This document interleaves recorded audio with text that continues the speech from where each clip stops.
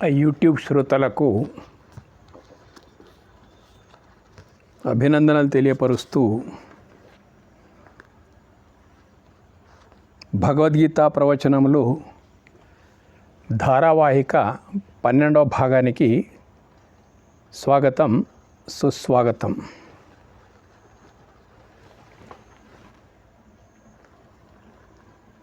ప్రియమైన యూట్యూబ్ శ్రోతలారా,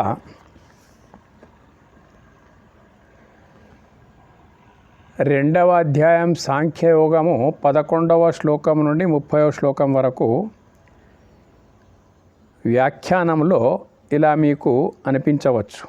ఏమనిపించవచ్చు అంటే పునరుక్తి దోషం లేదా చెప్పిందే మరీ చెప్తున్నట్లు అని మీకు అనిపించవచ్చు. అయితే కారణం ఏంటంటే ఇందులో చెప్పబడిన విషయం ఈ 20 శ్లోకాలు 11 నుంచి 30 వరకు ఉండేటువంటి రెండవ అధ్యాయం లోపల శ్లోకాలు ఏవైతే ఉన్నాయో, ఒక్క విషయంలో ఒక్క మాటలో చెప్పాలంటే వేదాంత విజ్ఞాన సార సర్వస్వం. 20 శ్లోకాల లోపల శ్రీకృష్ణ భగవానుడు ఇమిడ్చి ఉన్నాడు.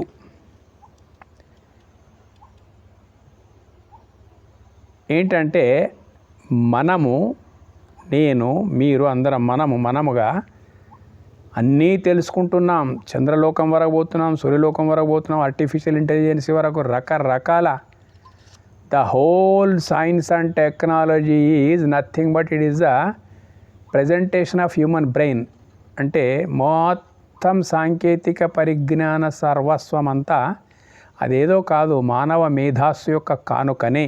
ఇంత గొప్ప మానవుడైనటువంటి వాడు ఇంత గొప్ప మేధావిగా ఉన్న విషయం మనకు తెలిసిందే, తెలుసుకుంటున్నాం మనమంతా.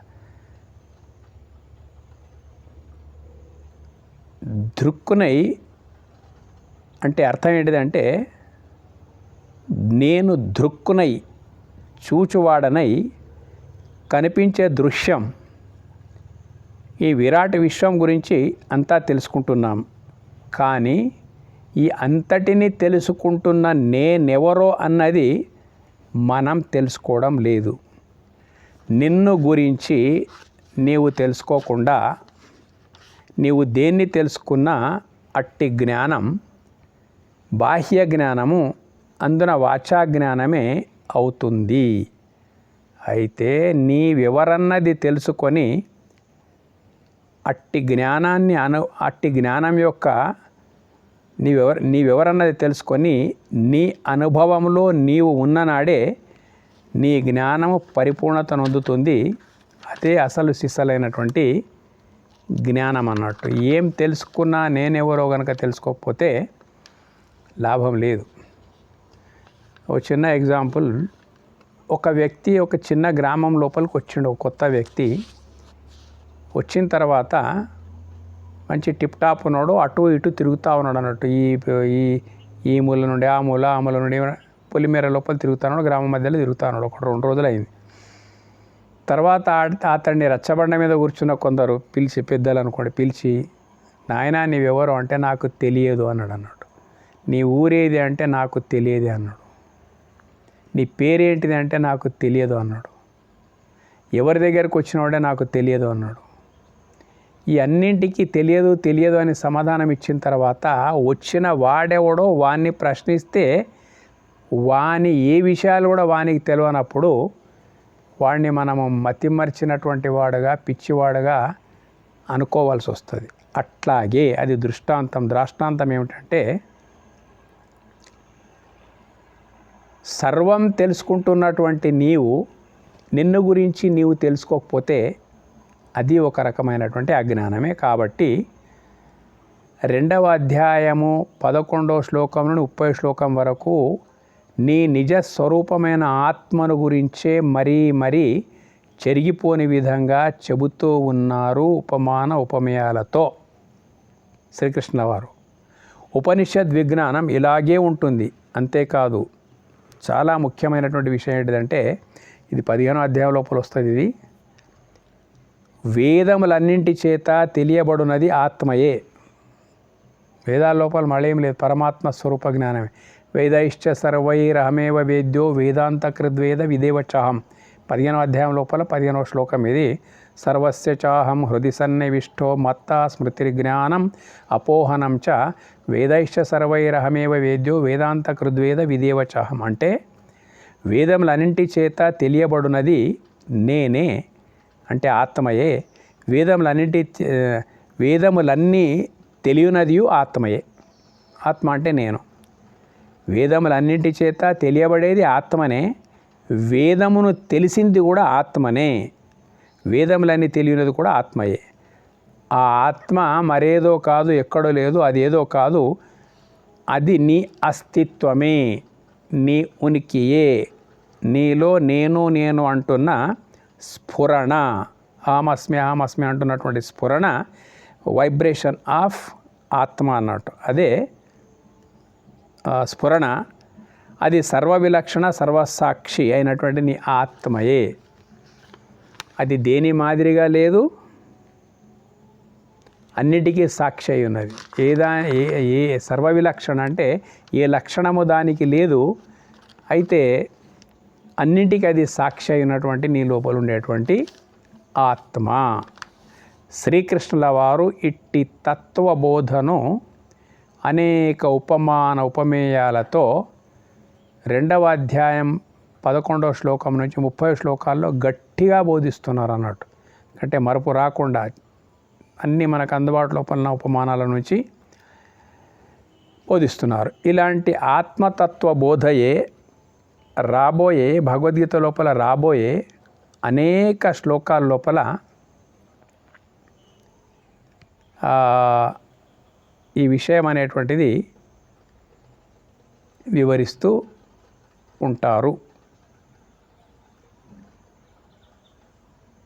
ఏ శ్లోకానికి ఆ శ్లోక ప్రత్యేకత వేరుగానే ఉంటుంది. ఏది ఎలాగున్నా అంతా ఆత్మబోధనమే. ఈ ఆత్మబోధనమే, నీ స్వరూప జ్ఞాన ప్రసాదమే సమగ్ర భగవద్గీత యొక్క సారాంశం అన్నట్టు. అయితే ఇప్పుడు మనం 23వ శ్లోకం లోపలికి వచ్చేస్తే, నయనం ఛిందంతి శస్త్రాణి నయనం దహతి పావకః నచైనం క్లేదయంత్యాపో నశోషయతి మారుతః. అంటే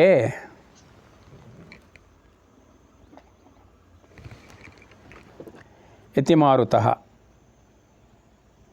దీని తాత్పర్యం ఏంటంటే, ఈ ఆత్మను ఆయుధములెవ్వియు ఛేదింపజాలవు, అగ్ని దహింపజాలదు, నీరు తడపజాలదు, గాలి ఎండింపజాలదు. ఈ శ్లోకం లోపల ఉందన్నట్టు. పరమాత్మ ఆత్మ ఏదైతుందో పంచభూతాలకు అతీతమైనది, పంచభూతాత్మక తదితర విరాట్ విశ్వం యొక్క స్రష్ట, అంటే అన్నిటినీ సృష్టించినటువంటిది ఆ పరమాత్మ స్వరూపం. అదే ఆత్మ పరమాత్మ. అయితే ఎట్లుంది ఇదంటే ఆత్మ పరమాత్మ యొక్క సంబంధం, తరంగం సముద్రానికి భిన్నం కానట్లు పరమాత్మకు ఆత్మ భిన్నం కాదు. అలాంటి ఆత్మకు నీ స్వరూపానికి నీ సృష్టి లోపల అంశాలే కదా, పరమాత్మ సృష్టి లోపలి అంశాలే పంచమహాభూతాలు. అయితే ఆ పంచమహాభూతాలు దేని లోపల నుంచి సృష్టించబడ్డాయో ఆ స్రష్టకు ఈ పంచమహాభూతాలు ఎట్లా నష్టపరచగలుగుతాయి? నష్టపరచలేవన్నట్టు. ఉదాహరణకి ఆయుధము అన్నాం. ఇక్కడ ఆయుధం లేవి ఛేదింపజాలవు. అయితే ఆయుధము కూడా భూమి యొక్క అంశమే, మట్టి యొక్క అంశమే. అన్ని ధాతువులు మట్టి లోపలనే ఉన్నాయన్నట్టు. కాబట్టి ఆయుధము కూడా మట్టి యొక్క అంశమే. మట్టి పరమాత్మ యొక్క సృష్టి. అగ్ని పంచభూతాల్లో ఒకటైనటువంటిది, అది భూమి అయింది, ఇది అగ్ని అయింది. నీరు పంచభూతాల్లో ఒకటైనటువంటిది, గాలి పంచభూతాల్లో ఒకటైనటువంటిది. ఇవి అన్నీ కూడా పరమాత్మ సృష్టి అయినటువంటి ఉన్నాయన్నట్టు. అయితే చూడండి, ఇంకొకటి ఉన్నది, ఆకాశం అన్నది. అయితే ఇవి అన్నీ కూడా ఆయుధము, అగ్ని, నీరు, గాలి ఇవన్నీ భూతాకాశములోనే ఉన్న ఇవి ఏవి కూడా భూతాకాశానికి వికారమును కలిగింపజాలవు. ఏం చేయగలుగుతాయి? ఆకాశానికి అవి ఏవి కూడా ఏం చేయజాలి అన్నట్టు మొత్తం మీద. ఇక భూతాకాశానికి మూలమైన ఈ ఆకాశం భూతాకాశమే ఇట్లా దాన్ని ఏవి కూడా ఏమి చేయజాలి అన్నట్టు. ఆకాశానికి అగ్ని ఆకాశంలోనే మండుతుంది, ఆకాశానికి ఏమి కాదు. నీరు వర్షం పైనుంచి ఆకాశం ద్వారానే కురుస్తూ ఉంది, ఆకాశంలోనే కురుస్తూ ఉంది, ఇకైనా ఆకాశం తడిచిపోలేదు. మంట కూడా ఆకాశం లోపలనే వెలిగిస్తున్నాం మొత్తం మీద. ఆ మంట కూడా ఆకాశాన్ని కాల్చజాలది. తర్వాత గాలి ఆకాశంలోనే వీస్తున్నది కానీ ఆకాశానికి అది ఎలాంటి వికారం కలిగించాలి. ఇది భూతాకాశమే ఇంత పర్ఫెక్ట్గా, ఇంత నిర్లేపంగా ఉన్నదన్నప్పుడు ఈ భూతాకాశానికి మూలమైనటువంటిది బ్రహ్మాకాశము. ఆ బ్రహ్మాకాశము ఆకాశానికి ఇవన్నీ ఏం చేయగలుగుతాయి? పంచభూతాల్లో ఒకటైన భూతాకాశానికే మిగతా 4 భూతాలు ఏమీ చేయనప్పుడు ఆ భూతాకాశానికి మూలమైనటువంటి బ్రహ్మాకాశం ఏదైతుందో అలాంటి బ్రహ్మస్వరూపము దానికి ఇవి ఏమీ చేయజాలి అన్నట్టు. ఆ బ్రహ్మాకాశం అంటే ఆ పరబ్రహ్మ స్వరూపం మరేదో కాదు, నీ ఆత్మయే ఆ పరబ్రహ్మం యొక్క స్వరూపం. కాబట్టి పరమాత్మకు ఏవేవి వర్తిస్తాయో అవన్నీ కూడా నీ ఆత్మకు వర్తిస్తాయి. కాబట్టి ఇది ఏదో ఆత్మ, ఆయుధములు, ఛేదింపదాలు, అగ్ని ఇవన్నీ ఏవైతున్నాయి కదా అవి ఆ పరమాత్మకు వర్తించే అన్నీ కూడా నీ ఆత్మకు వర్తిస్తాయి. కాబట్టి నీ వివరన్నది తెలిసినచో ఏ కీడు నీకు లేదు అర్జున. ఇదే నీ స్వరూపం యొక్క జ్ఞానం. తర్వాత 24వ శ్లోకం. అచ్ఛేద్యోయమదహ్యోయం అక్లేద్యో శోషయేవచ నిత్యసర్వగతస్థాణు అచలోయం సనాతనః. అచ్ఛేద్యోయమదహ్యోయం అక్లేద్యో శోషయేవచ నిత్యః సర్వగతస్థాణురచలోయం సనాతనః. ఈ ఆత్మ ఛేదింపబడజాలడు, దహింపబడజాలడు, తడపబడజాలడు, ఎండింపబడజాలడు. ఈతడు నిత్యుడు, సర్వవ్యాపి, స్థిరస్వరూపుడు, నిశ్చలుడు, పురాతనుడు. కాబట్టి ఈ ఆత్మపై శస్త్రములు పనిచేయవు. మీదున్నటువంటి శ్లోకంనే ఇంకొక రకంగా ఇక్కడ అవగాహన కొరకు చెప్తా ఉన్నాడు. ఈ ఆత్మపై శస్త్రములు పనిచేయవు. ఇంతకుముందు చెప్పినాము కదా, అగ్ని పని చేయదు, నీరు పని చేయదు, ఎండ పని చేయదు. అంటే మునుపటి శ్లోకానికి ఈ శ్లోకంలోని పర్యాయ పదాలు. ఎందుకంటే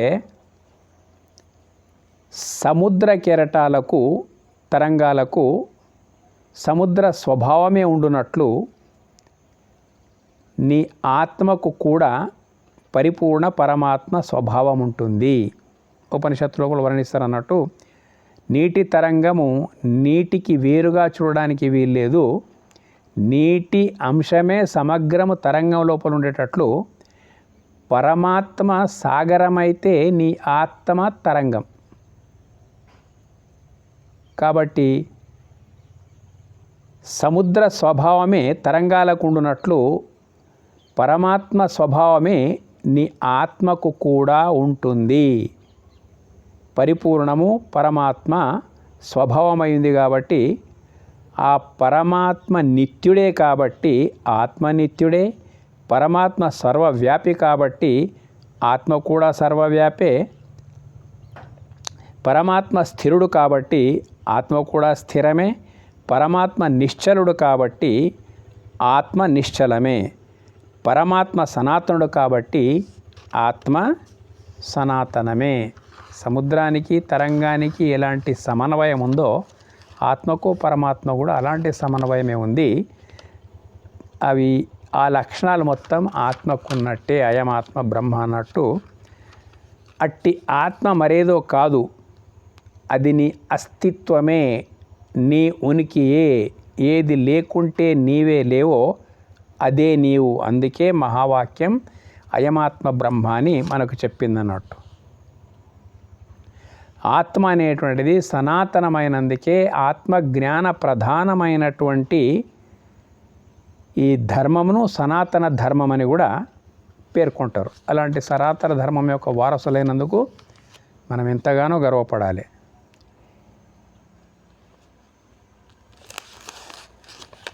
అయితే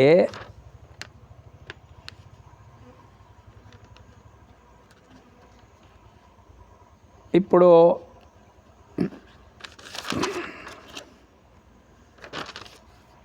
25వ శ్లోకం ఇక్కడ అవ్యక్తోయమచింత్యోయం అవికార్యోయముచ్యతే తస్మాదేవం విదిత్వైనం నానుశోచితుమర్హసి. ఈ ఆత్మ ఇంద్రియములకు గోచరము కానివాడు, మనస్సుచే చింతింప శక్యము కానివాడు, వికారములు పొందింపదగనివాడు అని చెప్పబడుచున్నాడు. కావున ఈ ప్రకారంగా తెలుసుకొని నీవు దుఃఖింప తగవు, అంటే ఏడవకు, దుఃఖించకు అని అర్థం అన్నట్టు. ఇక్కడ ఇంద్రియాలు జ్ఞానేంద్రియాలను ప్రధానంగా తీసుకుందాం అన్నట్టు. అయితే ప్రతి ఇంద్రియాన్ని, జ్ఞానేంద్రియాలంటే కన్ను, చెవి, ముక్కు, నాలుక, చర్మం, స్పర్శేంద్రియం, ఇవన్నీ జ్ఞానంతో కూడుకున్నాయి కాబట్టి జ్ఞానేంద్రియాలు అన్నట్టు.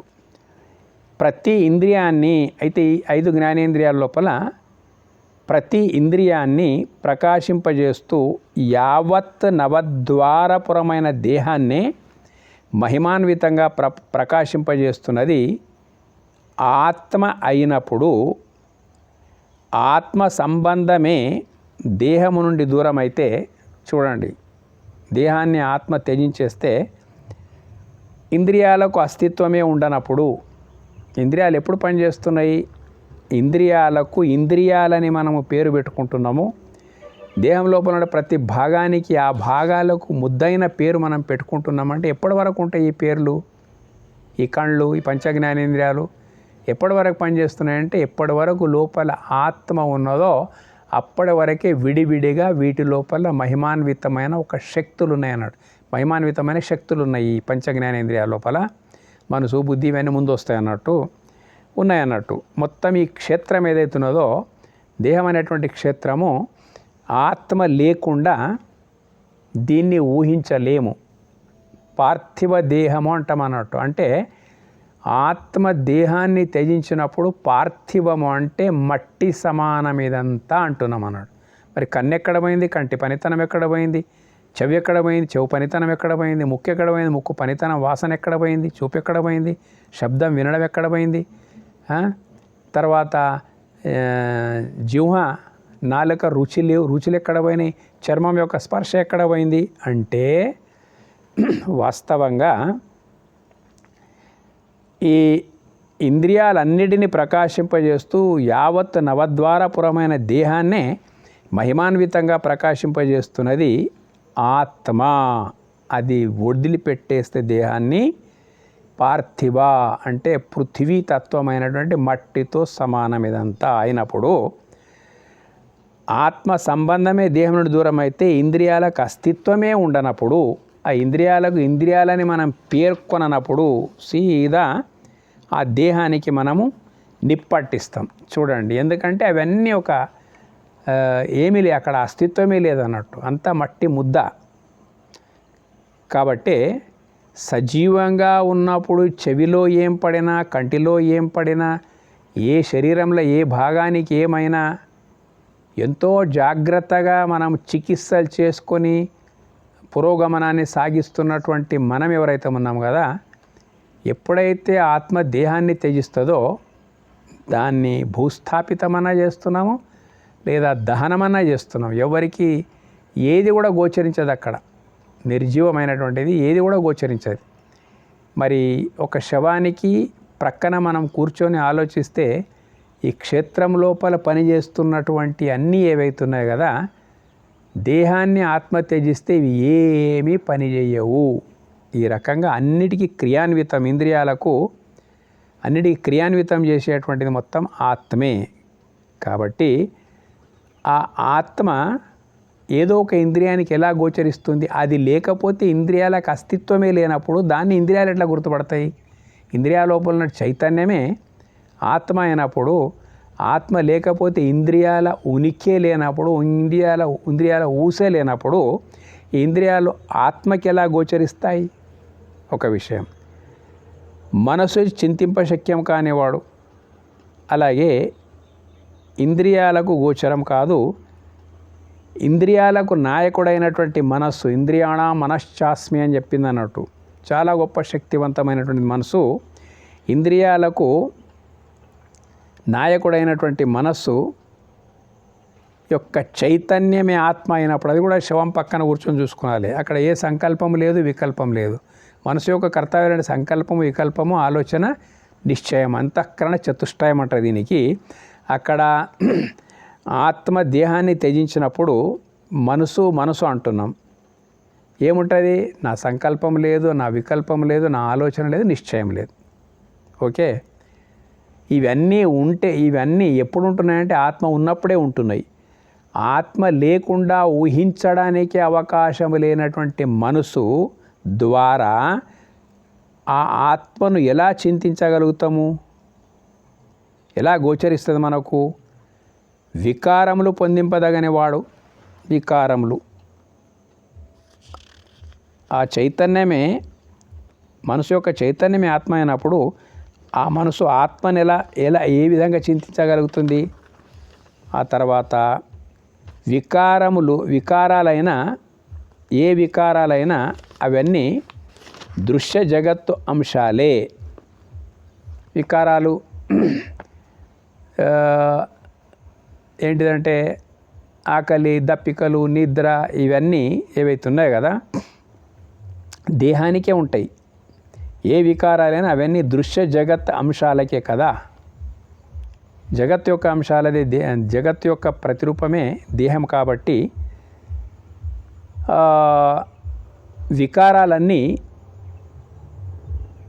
ఈ దృశ్యానికే ఉంటాయి. కాబట్టి ఆత్మనేమో అదృశ్యమైనటువంటిది, నిర్వికారమైనది, అనగా వికారాలకు అతీతమైనటువంటిది. ఏ వికారమైనా అది శరీరానికే సంబంధించి ఉంటుంది అన్నట్టు. మొత్తం మీద ఇలాంటి ఆత్మయే అందరి స్వరూపమై ఉన్నందున ఎవరో చస్తారని ఏమవుతుందని అర్జున నీవు ఏమాత్రము దుఃఖించపోకు. ఎందుకంటే ఇక్కడ దేహ తాదాత్మ్యతతో కూడుకొని ఉన్న అర్జునుడు యుద్ధరంగం లోపల వెనకడుగు వేయడం అనేది ఇక్కడ అసలు విషయం. కాబట్టి ఈ దేహ తాదాత్మ్యతను తొలగించి స్వరూప జ్ఞానములో స్థిరపరిచి ధర్మయుద్ధాన్ని చేయించాలని కృష్ణ యొక్క అభిమతం. కాబట్టి ఒకటొకటిగా దేహ తాదాత్మ్యత నుంచి తొలగించి స్వరూప జ్ఞానం ఆత్మయందు స్థాపిస్తా ఉన్నాడు అర్జునుడిని. అందుకే ఏమంటున్నాడు, ఈ ఆత్మతత్వం ఇలా ఉన్నప్పుడు ఎవరో చస్తారని ఏమవుతుందని అర్జున నీవు దుఃఖించవలసినటువంటి అవసరమే లేదు. చూడండి, నేను దేహము అని అనుకున్నప్పుడు 6 వికారాలు నిన్ను ఆవహిస్తాయి. జన్మ, మృత్యు, జర, వ్యాధి, దుఃఖ, దోష. ఈ 6 వికారాలు దేహానికి వర్తిస్తాయి అన్నట్టు. దేహమే నేను అనుకున్నప్పుడు అనుకునేటువంటి నేనెవరు? దేహమే నేను అనుకుంటున్నప్పుడు ఆ అనుకునేటువంటి నేనెవరు అనేటువంటి విషయం బాగా ఆలోచిస్తే, దేహము నాది అన్నప్పుడు నువ్వు దానికి వేరే ఉన్నట్టు లెక్క. అట్లా దేహానికి విలక్షణంగా సాక్షిగా ఉండే ఆత్మను మొత్తం దాని తత్వాన్ని వివరించి చెప్పి అర్జునుని యొక్క శక్తిని పెంచుతా ఉన్నాడు అన్నట్టు. ఆ తర్వాత 26వ శ్లోకం, అథ చైనం నిత్యజాతం నిత్యం వా మన్యసే మృతం తథాపి త్వం మహాబాహో నైవం శోచితుమర్హసి. అర్జున, ఒకవేళ ఈ ఆత్మ నిరంతరము పుట్టుచు చచ్చుచు ఉండువాడని తలంచినను అట్టి స్థితి అందు కూడా నీవు ఈ ప్రకారముగా శోకించడము తగదు అంటున్నాడు అన్నట్టు. అయితే ఇది ఎందుకు ఏదో ఒక రకంగా మనిషికి ఉపశమనం కలిగించడం కొరకు ఇది వర్తించని విషయమేగా, కానీ సామాన్య స్థితి లోపల ఇట్లా కూడా అనుకుంటే కొంచెం మనకు ముందు పని సాగుతుందని అర్థం అన్నాడు. ఇన్ కేస్ ఈ ఆత్మతత్వం అంతా ఇదంతా నేను చెప్తున్నదంతా ప్రస్తుతానికి నీకు అనుభవంలోకి రాకపోతే తొందర లోపల ఉన్నాం. ఇప్పుడు యుద్ధం అనేది యుద్ధ సన్నద్ధులు అందరూ ఉన్నారు. నీకు సమయం చాలా తక్కువ ఉంది. మరీ నిధిధ్యాసన లోపలికి వెళ్ళిపోవడానికి అంత సమయం నీకు లేకపోతే ఉంచుకో, అది అట్లాగే ఉంచుకో.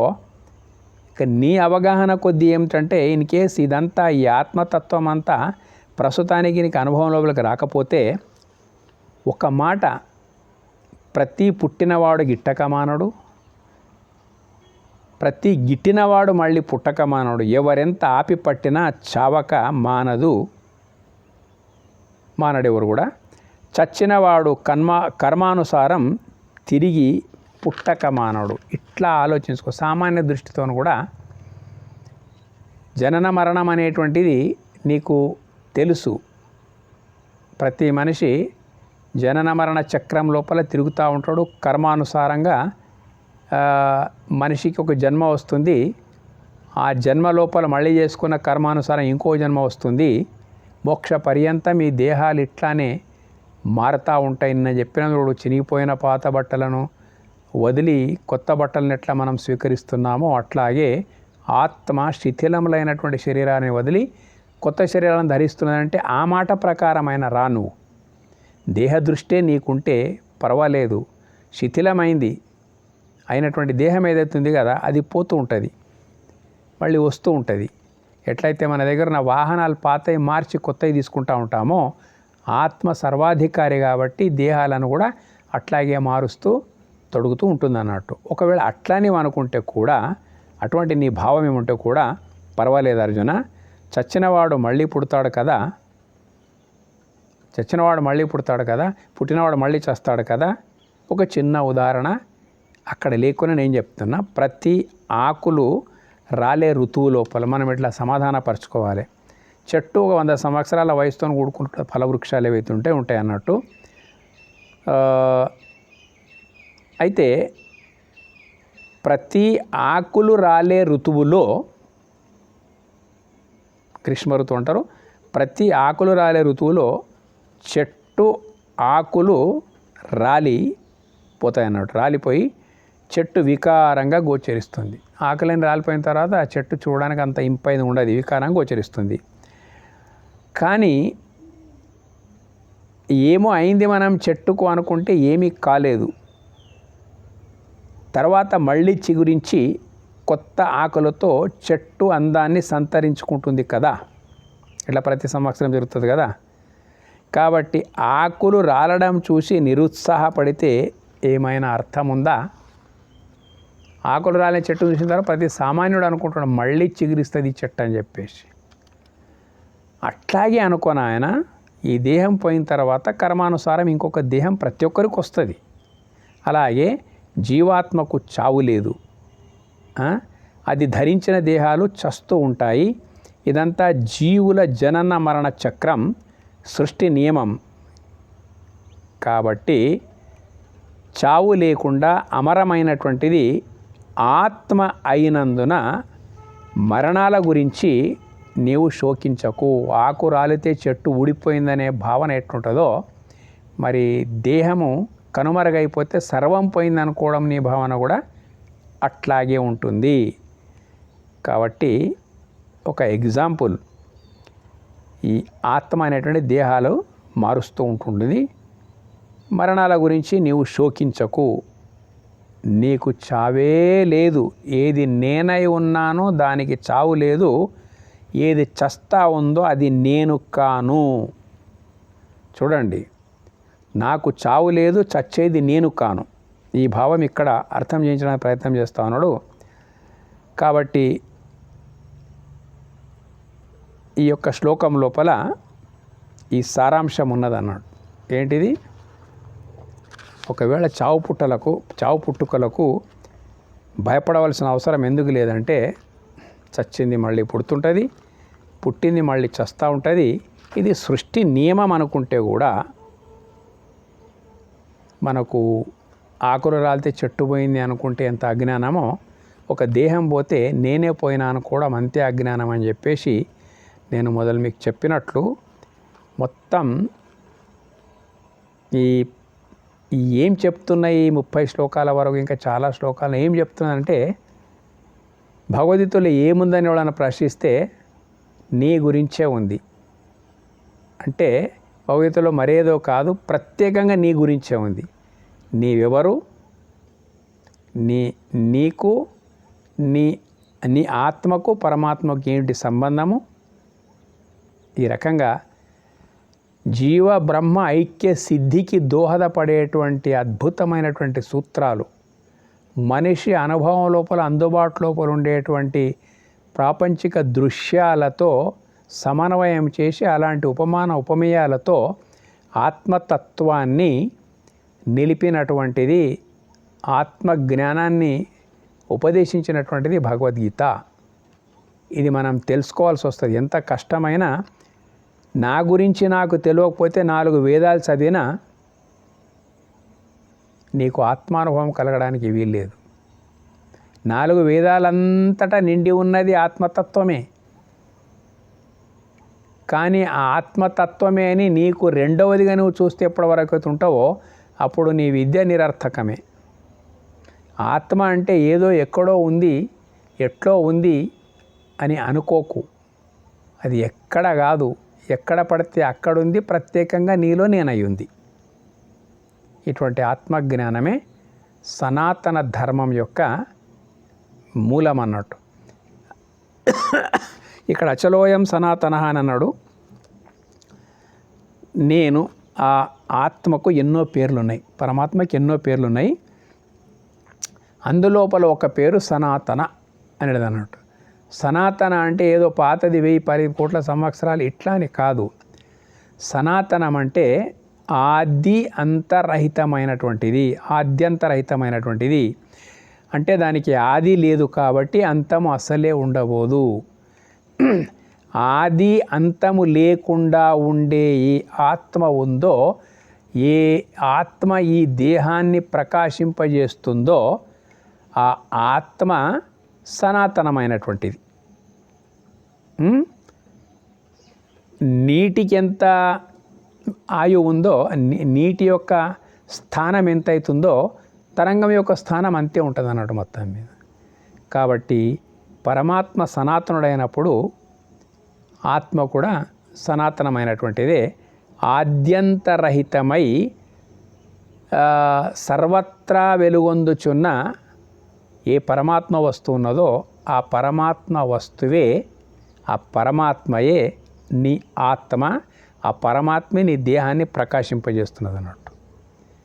చిన్న ఎగ్జాంపుల్, తీగల్లో ప్రవహించేటువంటి విద్యుత్తు మన ఇంటి ముందు నుంచి స్తంభాల ద్వారా ప్రవహిస్తున్నటువంటి తీగల్లో విద్యుత్ ఏదో ప్రవహిస్తున్నటువంటి విద్యుత్తే అక్కడ కనిపించదు.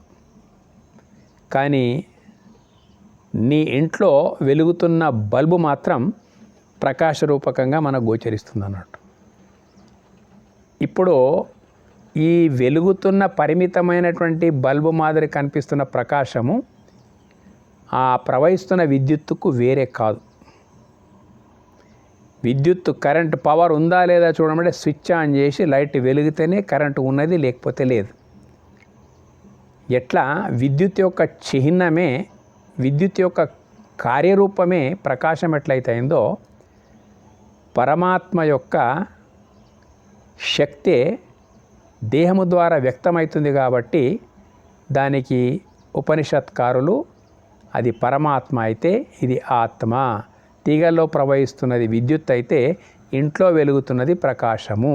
ఇదే సంబంధం అర్థం చేసుకోవాలి. ఈరోజు విద్యుత్ చాలా ఉపయుక్తమైనటువంటి ఉదాహరణకు పనిచేస్తుంది. ఈ రకంగా ఆత్మతత్వాన్ని బోధిస్తూ ఉన్నారు. చాలా చాలా అద్భుతమైనటువంటి విషయాలు ముందు వస్తాయి. చూడండి, మనకంతా పూజలు, అర్చనలు, అభిషేకాలు, పురాణ ప్రవచనాలు, ఇతిహాసాలు, కథలు, హాస్యోక్తులు వీటికి బాగా అలవాటై ఉన్నాము. నాతో సహా అందరూ కూడా ఎక్కువ మట్టుకు.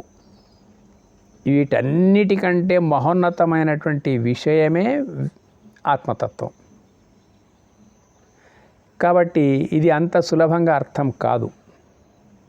ఎట్లా ఆర్ట్స్ లోపల హిస్టరీ తీసుకున్నాం, ఎవరికైనా అర్థమైపోతుంది హిస్టరీ. కానీ మ్యాథ్స్ అంత సులభంగా అర్థం కాదు, ఫిజిక్స్ అంత సులభంగా అర్థం కాదు. ప్రొఫెషనల్ అన్నటివి మొత్తం మీద. కాబట్టి ఇంతవరకు చెప్పినటువంటి మనకు సులభంగా అర్థమైపోతాయి.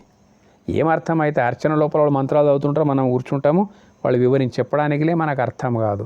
కానీ అన్నిటి లోపల, అన్ని వేద మంత్రాల లోపల ఉన్నటువంటిదంతా ఆత్మతత్వ ప్రకాశమే. అది వినే అలవాటు అనేటువంటిది మనకు లేకపోవడం వల్ల చెత్త బోర్ అనిపిస్తుంది అన్నట్టు, శాస్త్రీయ సంగీతం మాదిరిగా. కానీ అన్ని సంగీతానికి మూలమే శాస్త్రీయ సంగీతం. అది బోర్ అనిపించినా కానీ అది సంగీత బీజం అన్నట్టు. అది సాధారణంగా ఆ ఆసక్తి, ఆ పరిజ్ఞానాలకు అర్థం కాదు. అట్లాగే ఈ వేదాంత విచారం కూడా అంత సులభంగా అర్థం కాదు. కానీ అర్థమైంది అంటే ఇంకా ఏది కూడా వాడు అర్థం చేసుకోవడానికి ఆగదన్నట్టు. అటువంటి విచారం భగవద్గీత అంటే మామూలు కాదు. ప్రతి అధ్యాయం చివరన దాని మహిమ వస్తుంది. అధ్యాయం చివర వచ్చినప్పుడు ఆ విషయం చెప్తా. ఇది మీకు నచ్చితే సబ్స్క్రైబ్ చేయండి, అందరికీ తెలియపరచండి. దీనికి ఒక విప్లవంగా మేము తీసుకొని ప్రయత్నం చేస్తూ ఉన్నాము. కాలం ఎంతవరకు అనుకూలిస్తుందో మన చేతిలో లేదు. ఈ ఉన్న కాడికి మీరు కూడా సబ్స్క్రైబ్ చేసుకొని వింటూ ఉండండి. ధన్యవాదాలు.